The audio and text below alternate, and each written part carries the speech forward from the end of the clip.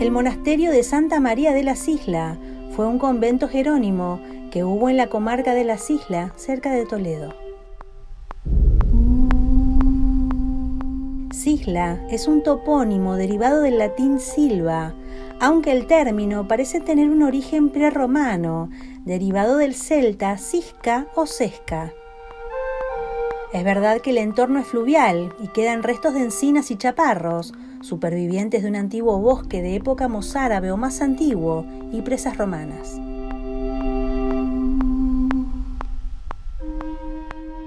Se nombra ya en 1162 una ermita de Santa María de Sisla, en un documento en que se la hace depender de la Basílica de Santa Leocadia en la vega baja del río Tajo.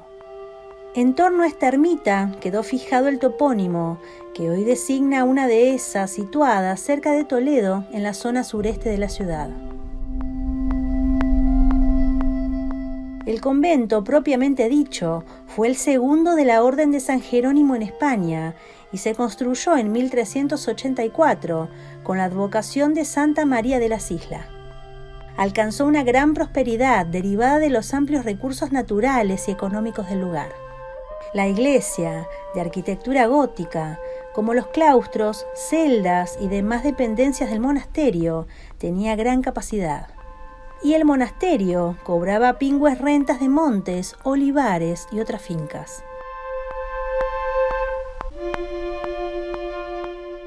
A mediados del siglo XV era prior de esta institución el escritor y traductor Jerónimo Gonzalo de Ocaña, compilador de un famoso Flox Santorum y personaje muy querido por la reina de Castilla, María de Aragón. En ese mismo siglo se hizo un retablo para la iglesia por parte de un discípulo del llamado Maestro de Ávila, conocido hoy como Maestro de las Islas, del cual han subsistido 6 pinturas que fueron a parar al Museo del Prado desde el Museo de la Trinidad.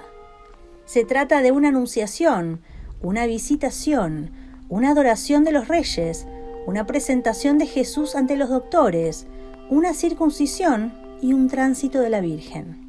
Pero al comenzar el siglo XVI tuvo lugar la revuelta de los comuneros de Castilla y en 1521 se instaló en el convento el prior de San Juan con sus tropas para asediar a Toledo, unida entonces a la causa antiimperial. El acuerdo de paz firmado en el convento se conoce desde entonces como Concordia de las Islas. Carlos I y Felipe II se plantearon seriamente construir aquí su gran palacio de retiro, pues el emperador ya solía pasar mucho tiempo con sus monjes antes de retirarse al monasterio de las Islas, al fallecer su mujer Isabel de Portugal, y encargar a su hijo Felipe que presidiera la comitiva para trasladar el cadáver desde Toledo a la Capilla Real de Granada. Pero luego se decidió por el más lejano monasterio de Yuste.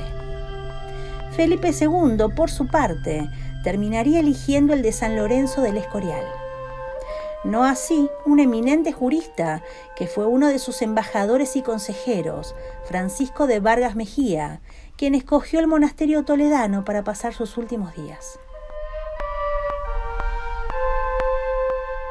Ya en el siglo XVIII, Antonio Pons refiere en su viaje una agradable Santa Cena por Luis Tristán, el más famoso y casi único de los discípulos del Greco, y de este último, un cuadro con 2 ermitaños, así como otras importantes obras de Luis Tristán. También se conservaba como reliquia una supuesta espada que sirvió para degollar a San Pablo, aunque esto más parece ironía que otra cosa. En 1802 sufrió un incendio que destrozó parte del edificio y durante la Guerra de la Independencia los guerrilleros ocuparon el lugar intermitentemente, quedando harto deteriorado. La tranquilidad de los jerónimos se vio alterada nuevamente en 1808 con la lucha de España contra las tropas napoleónicas, hasta que en 1821 el convento fue vendido como consecuencia de la primera desamortización. Devuelta la propiedad a la orden tras la traición de Fernando VII y la consiguiente invasión de los 100.000 hijos de San Luis en 1823, el ilustrado obispo Manuel Abad y Queipo sufrió prisión y murió en el monasterio en 1825 por oponerse a la Inquisición. Habiéndose extinguido la orden jerónima en 1835, diversos dueños particulares que se lo repartieron provocaron más estragos.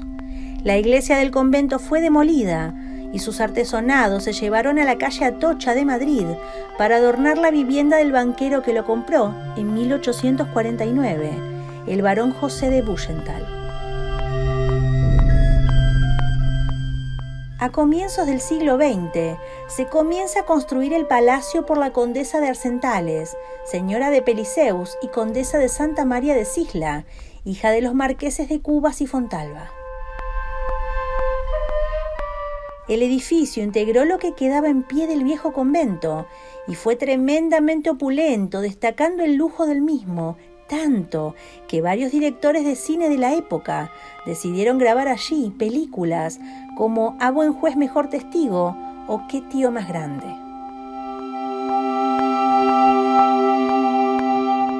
Fue en la Guerra Civil cuando el palacio fue ocupado tanto por republicanos como falangistas, quedando muy deteriorado por el saqueo al que se vio sometido. El propietario en aquellos duros años fue Álvaro Jofre Subrié, hasta que en 1975 se expropió la propiedad y pasó a manos del Estado para ampliar el campo militar de la zona.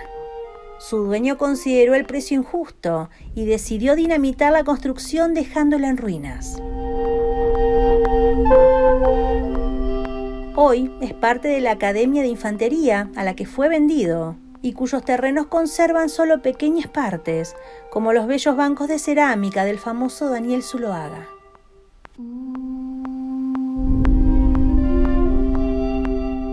Sin embargo, el lugar tiene su leyenda negra, pues en la década de los años 30 del pasado siglo XX se habla que en el interior del palacio se celebraron rituales extraños, misas negras e incluso rituales satánicos. Puede que también se celebrara alguna reunión masónica, dado que sus propietarios en aquella época tenían relación con la misma y recibían visitas de nobles masones. El lugar, con una indudable historia, es objeto de investigación con autorización militar.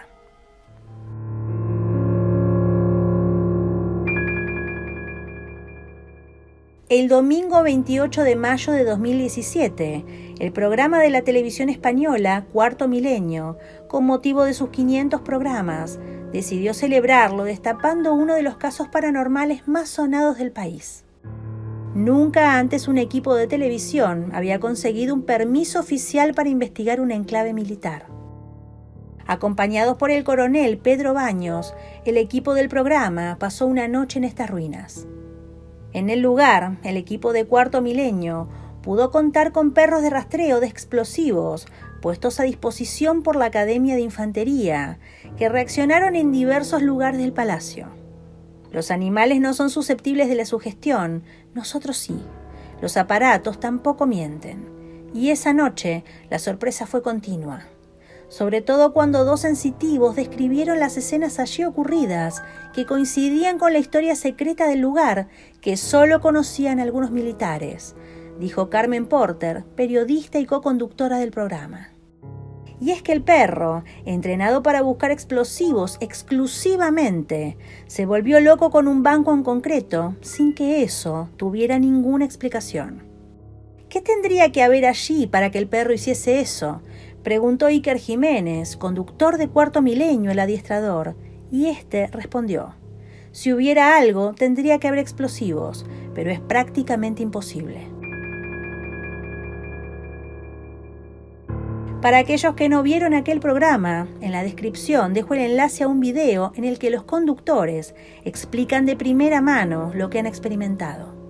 Recomiendo mucho que lo vean.